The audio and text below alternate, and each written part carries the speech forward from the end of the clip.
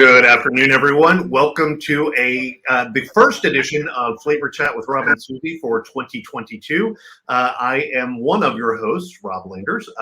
Thank you for joining us today. I am joined, as usual, by my co-worker and co-host, Suzy Fleming Leonard, our food editor here at Florida Today.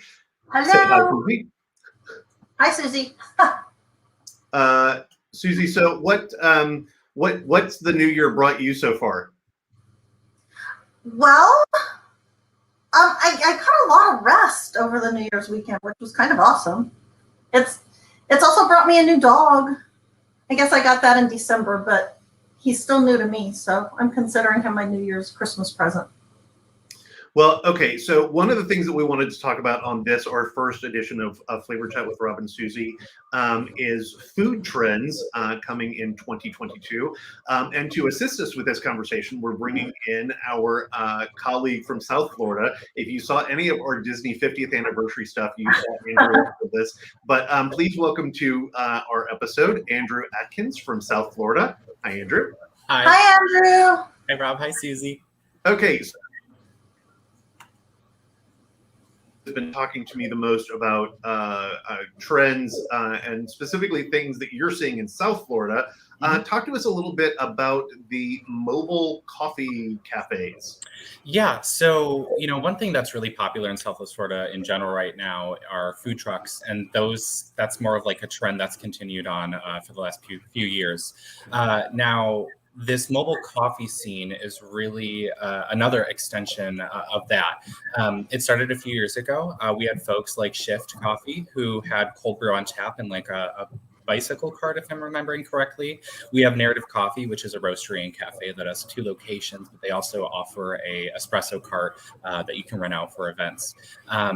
More recently, we have Brewbox, which is kind of like a food truck, except they tow it along behind. And most recently, we have Forever Grounded, which was started by a Cape Coral local who sort of retrofitted one of those retro vintage-looking campers into a mobile coffee bar. You can get espresso drinks, you can get your lattes, you can get really anything signature. And the cool thing about that one is she actually brews a local coffee as well.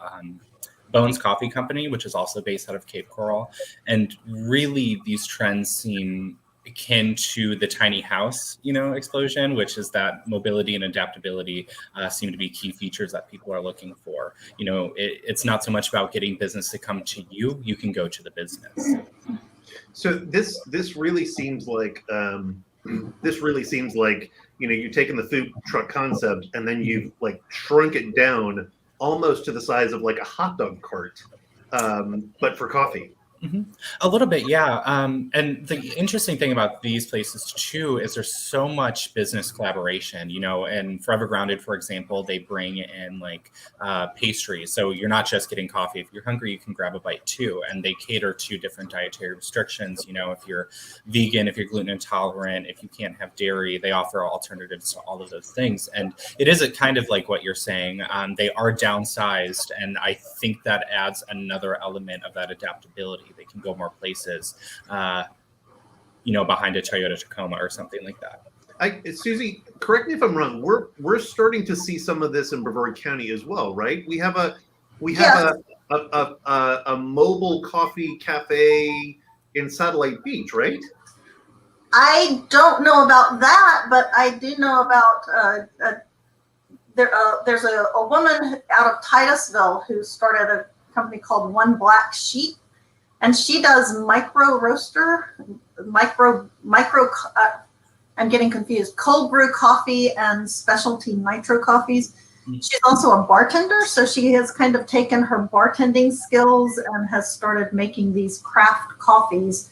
And some of the local bars actually sell these coffees. They're not alcoholic, but they'll be kegged and served that way. So it's really kind of a cool concept, and making things other than alcoholic beverages kind of cool and hip and fun to have when you're out for the night and you don't want to have wine or beer or a mixed drink or something like that. You can have one of these cold brew coffees and sit back and enjoy yourself. So it sounds like if if the 2010s were, in Brevard were craft beer, then the 2020s are starting out to be craft coffee. That could be possible. We've got some great local coffee roasters. I mean, you've got Apocalypse Coffee. The machine that they have for roasting their coffee it's like nothing I've ever seen. It's very technical, and they have computer settings, and they pick the way they want it roasted, and then they pick the beans that go with that type of roast, and you walk through there and it just smells amazing. It's like bread baking or something. It's just, and then, places like Osario and Cocoa Village, they roast their own coffee beans. So it's not really something that's new. I think it's something that's getting really discovered, and people are doing things like that. I also think, though, that I think with the explosion of chain coffee shops, I think what people are finding now is that there's a lot of inconsistency in those chain coffee shops, because you can go Dunkin', for instance. You can go from one Dunkin' location to another and get order the same thing at all three and get three completely different tasting coffees, and they might be good, they might not be. In fact, there's a few locations here in Brevard that I've started avoiding now, and it feels like, or you have these local places that are roasting their beans locally, and they're not giving you that scorched, burnt bean flavor that maybe another chain might be giving you. So now, Suzy, you mentioned Apocalypse. That used to be open mics, correct? Correct. All right, so that's down on US 1 in Melbourne. Yeah. Okay, so what else should we look forward to in 2022? Anything? More good eats. Okay. Well, Andrew, I wanted to thank you for stopping in and talking to us a little bit about the coffee trend. And I thought it was really important for us to introduce you to our Brevard readers and viewers, because here in the next week or so, you're going to be handling a little bit more of our content on our website, because you're about to join our digital optimization team who handles, posting all of our content. So I wanted to make sure that your face got out there and they got to see you and get to know your voice a little bit as well. So yeah, thank you for the opportunity, and hi y'all. Thanks for stopping by. And Suzy and I are going to keep going. Andrew, you're welcome to stay if you want, but I completely get if you're slammed and have other things that you need to get to. So I appreciate that. Thank you. Take care. Take care. Bye. Bye, Andrew. All right, Suzy. So I am gonna come back and say I misspoke. I do know about Villain Coffee Company. That's in Satellite Beach. They have the coffee truck down there. They're in the Goombas parking lot, right? Yes. Yes. And okay. I've written about them before, so I apologize to the Villain Coffee people. But just a momentary lapse. It's fine. Yeah. Well, and there's also a company called trying to find a Black Cat Coffee. They're not a place you can't really go in. I don't think you can go in and sit down and have coffee there, but they sell small batch roasted coffee. Oh, nice. Company. So coffee's big news here. It is. That Satellite Beach spot. What was the name of that again? Villain. Yes. I've actually had their coffee. It's really good. They have a s'mores latte that's really good. They also have a bourbon pecan latte. At least that was the special of the day. That was really, really good. My friend Kelly, when we were doing a Holiday Inn at CVP, Kelly lives in Satellite Beach and would bring coffee in for early rehearsals on Saturdays. That was super good. So thank you, Kelly, for that. Thank you for introducing me to their coffee. All right, Suzy, let's move on to our next topic. You have found out about a webinar to help restaurants that might be having a little bit of a harder time right now, and you actually talked to one of the restaurant owners who's going to be participating in that webinar. You want to talk to us about that a little bit? Sure. It's a restaurant recovery webinar, and it's being sponsored by We Venture, which is an organization with Florida Tech that helps small businesses. its mission is to help female entrepreneurs and female-owned businesses, but they don't discriminate. They will help businesses that are owned by men, women, anybody who needs help. And so it's just a great organization. But on January the 13th, they're going to be doing this restaurant recovery webinar. That's hard to say fast. Restaurant recovery webinar. And they've got participating, and it's a free thing. All you have to do is just go and sign up for it. But they have participating, is attorney Kelly Schwartz, who's a local attorney, and then a lady named Kathy Knowles, who's an HR advisor. And then they also have Drew McLeod, who is a consultant in the hospitality industry, and he also is the owner of Savor, which is a restaurant in Tallahassee. He lives in Tallahassee. He's very active in the state restaurant association, and he's been in the business for 43 years. So he's going to be kind of talking about his experiences and talking about some of the hardships that restaurants have been facing in the past couple of years, like staffing shortages, the supply chain issues that just keep going on and on. The way that restaurants now, anybody can come in, and if they're unhappy over the smallest thing, they can post some kind of ranting, angry tirade online. And how are restaurant owners supposed to deal with things like that? So I think it's going to be a really interesting thing. A lot of times restaurant owners, they work so hard and they're constantly at it that they don't really have time to stop and realize that there are other people who are dealing with the same thing, and they can share some of their information and share some of their expertise and help each other out. And so that's kind of what this is going to be all about. Cool. Okay. So yeah, we know, because as admins on 321 Flavor, where Brevard Eats, our Facebook group, we see every day the posts that come in of, there was a post today, I think it was about bonefish, where someone had gone to lunch and there were only 8 tables taken, but they asked people to wait to be seated because there were only 2 servers working the lunch shift because they were so short staffed. And it was still a very complimentary review. But I mean, restaurants across Brevard are still having staffing issues. We know from talking to friends who are trying to open a restaurant that supply chain issues have continued to be a big deal, and trying to get their restaurants open. So this sounds like a great how-to on how to stay afloat during some very, very difficult times that don't seem to be slowing down anytime soon. Right.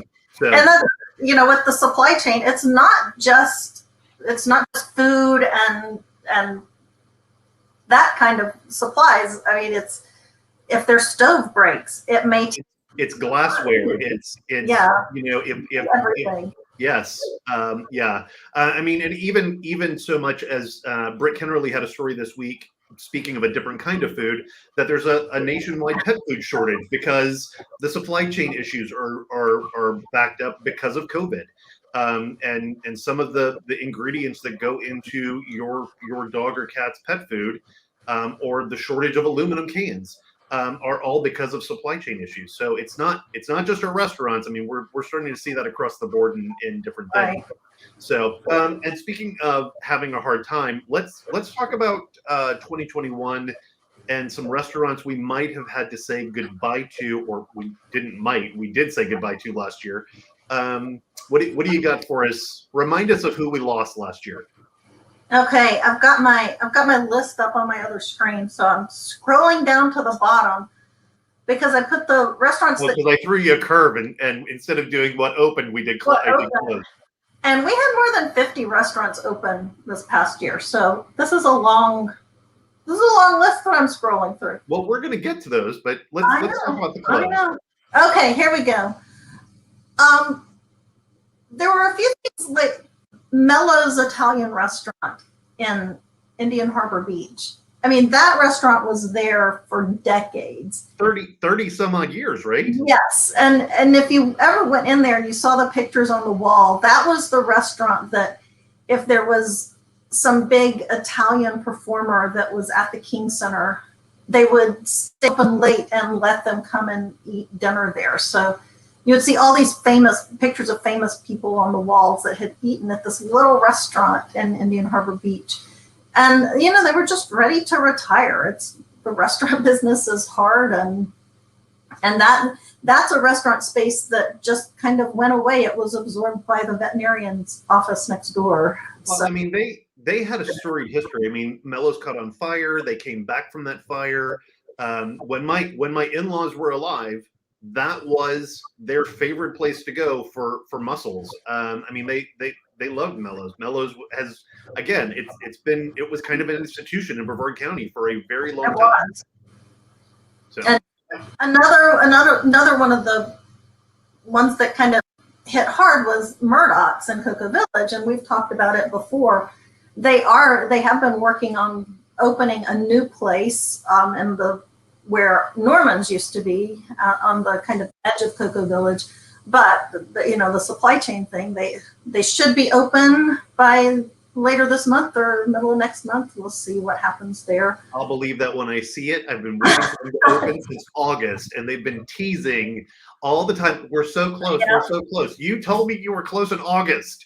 But I will say, not only is the new location stunningly beautiful, but whatever is going into the old Murdoch's location is also stunningly beautiful. I was on a walk on Sunday night and walked through the windows, and they've completely replaced the bar top, and it looks like the floor is redone.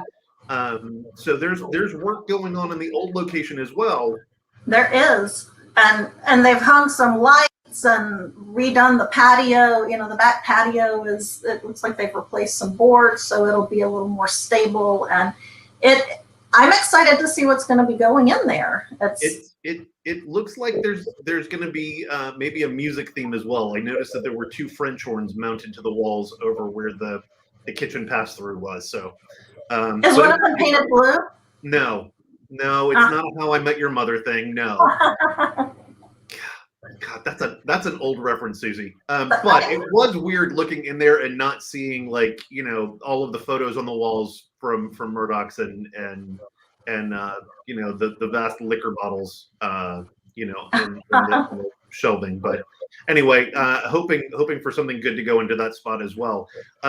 What else did we lose?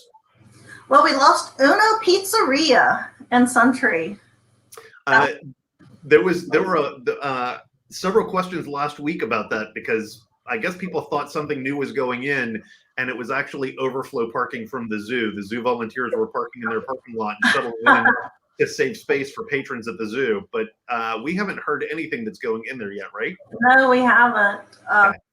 And then, there were some other places like Coastal Bites that was in downtown Melbourne, Crafty Crane, the Crying Monk that was in Cocoa Village, Snug Pub in Cocoa Village.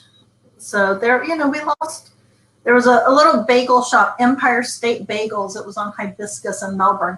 And it was only open for about a year, but the owner got sick and had to close the restaurant. But I'm not a bagel aficionado. I am from the South. So the bagels that I get from Publix in the freezer section that I just put in those taste like bagels. Yeah. People are like, where do you go to get good bagels? And I'm like, I'm not. Right. I will say that Empire State Bagels, while they were open, I think we saw more posts about their bagels than we saw of anything else, other than maybe Serrato's Italian Deli and the sandwiches that they serve. I mean, the posts from Empire were just crazy, and they were always positive. They were always positive. Best bagel I've had since I left New York. I mean, just always really, really positive. So that was a sad one for us when they closed. Yeah. Okay. Well, let's talk a little bit about what opened and what we got. We talked about what we lost, but we got 50 new restaurants. So And we got a time crunch, so Yeah. Well, one of the places that opened is a place called Salty Bagel and Grill in Satellite Beach, and it's getting some buzz as being a great bagel place. Again, I am not the person to ask, but Lynn Dowling, who's our restaurant critic and who's from New Jersey, she says that they've got good bagels there. So, that opened. We had a couple of big restaurants that opened. The rooftop at the landing on the rooftop at Hotel Melby opened. It's kind of still getting its footing, but I mean, that view, you can't beat that view.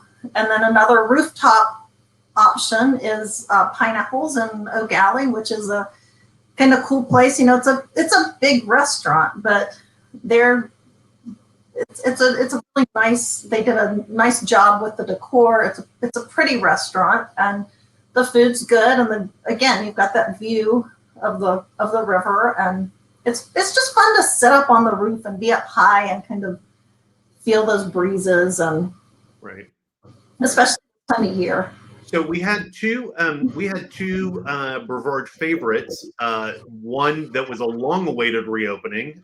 We got Meg's back. Yeah, finally we got Meg's back. And then we also had Via Tuscany Grill move from its longtime location in Suntree to the old the Fiesta Azteca Austin Mimi's Cafe in front of the Avenue. So I mean, at least we didn't lose them. Right. And glad they were able to move and reopen. Really grateful that Meg's is back in downtown Melbourne. What else any others that stick out that we got that you want to mention? Well, we got Tropics Cocktail Bar and Cocoa Beach, which is a great it's right on the beach, and it's got great craft cocktails. So many places that opened recently. Cocoa Beach Fish Camp. I interviewed this guy that he's opened a Puerto Rican restaurant in Palm Bay. It's called Saison Criolla. And this guy, he is just so, I love talking to restaurant people because they're so excited about what they do. And every time I ask them, because it's such hard work and sometimes it can be so thankless, and they just love cooking for people and serving for people and watching people's faces when they're happy with the meal that they've just been served. I love doing that.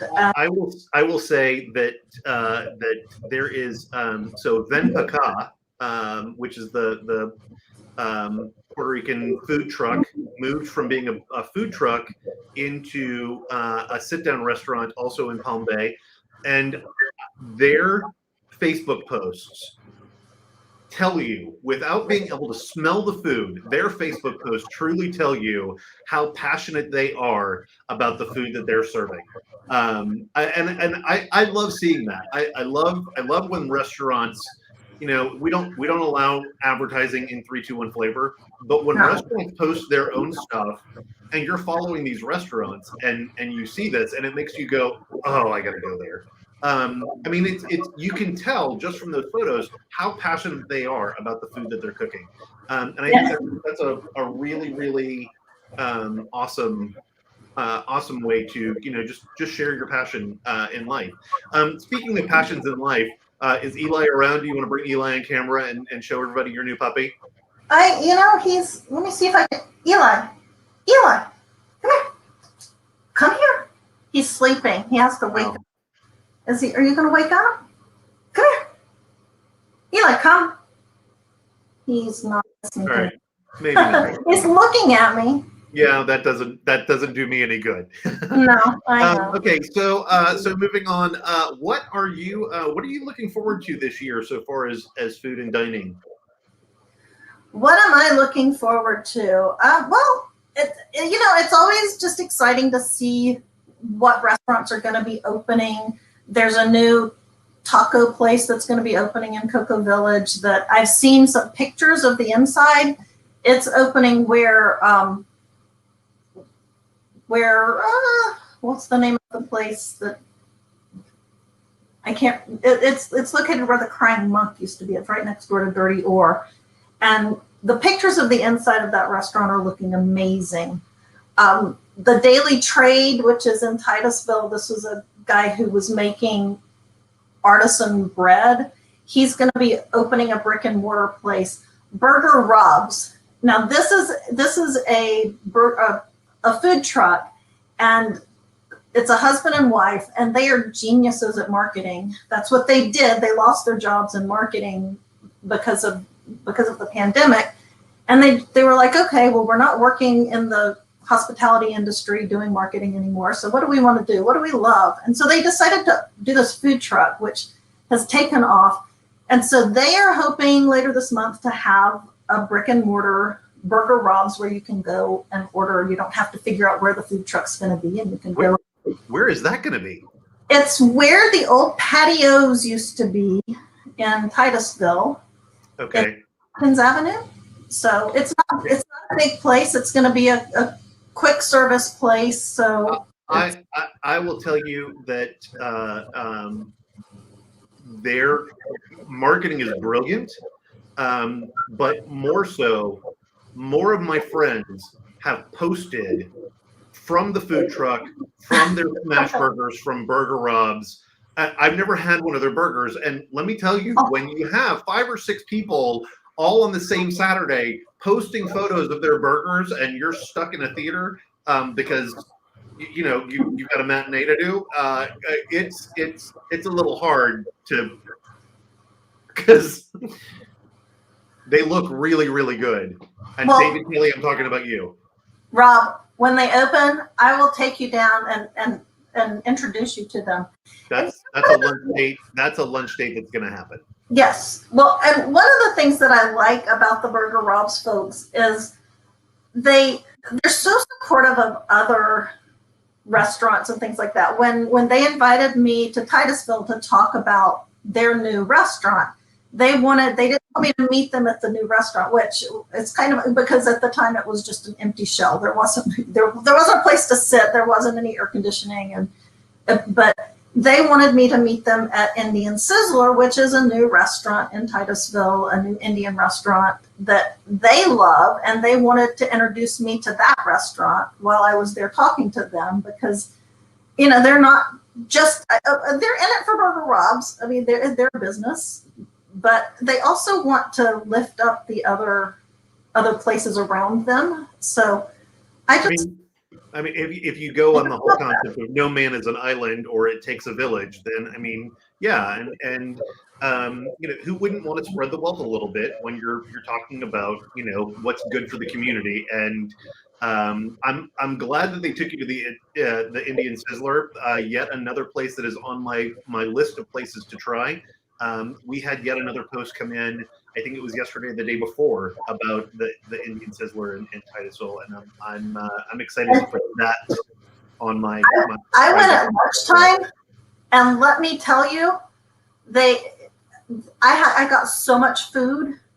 It was like a little sampler platter for lunch, and it was so much food, and it was so good. It was really good. I don't know what half of the stuff was that I was eating. I wouldn't.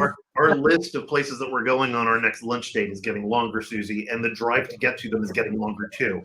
So well, that's okay. Hoffman's Table is another place that has opened in Titusville that's definitely worth the drive if you're not already in town.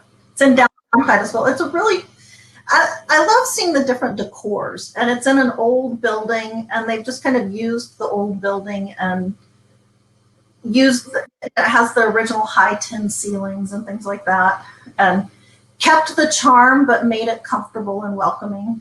So I like places like that. Cool. All right. Well, Suzy, we are coming up on our 30-minute mark. So anything else you want to add before we go? Happy New Year. Happy New Year to you. And I say that with cautious optimism. Past 2 New Years have been a little bit iffy. I'm not going in 2022 fearing anything. We're going to be great. This is, as my friend Stacy would say, victory. This is our year. So, thank you all for joining us. Hopefully, we'll be able to to be back again in a month or so with another Flavor Chat with Rob and Suzy. Thanks for joining us, and we'll see you next time. All right. Bye.